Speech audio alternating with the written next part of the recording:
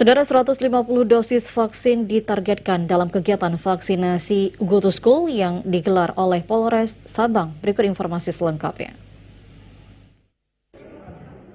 150 siswa dan unsur sekolah juga masyarakat tampak memadati salah satu ruangan di sekolah dalam gelaran vaksinasi Go to School.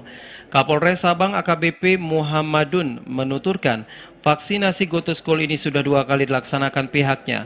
Ditambahkan kegiatan juga akan memberikan kesempatan bagi sekolah lainnya di Sabang. Memang untuk di Sabang kita targetkan seluruh sekolah dan alhamdulillah kita kemarin melaksanakan di SMA 2, kemudian hari ini permintaan dari SMK kita melaksanakan di SMK dan mungkin nanti kita akan melaksanakan juga di sekolah-sekolah yang lain.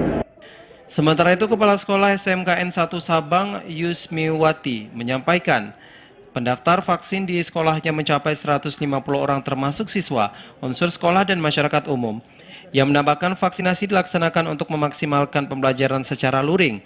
Menurutnya, kegiatan belajar secara luring merupakan sistem pembelajaran yang optimal yang harus dilakukan di sekolah. Kita hari ini lumayan besar keinginan anak-anak untuk vaksin.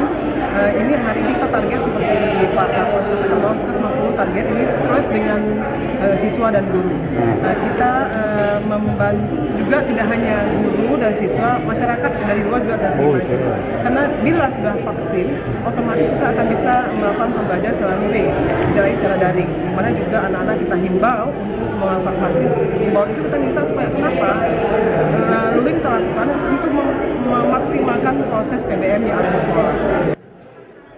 Pada pelaksanaan vaksinasi ini, orang tua siswa juga turut mendampingi putra-putrinya untuk divaksin. Kegiatan juga berlangsung dengan protokol kesehatan yang ketat. Dari Sabang, Mahfud, TVRI melaporkan.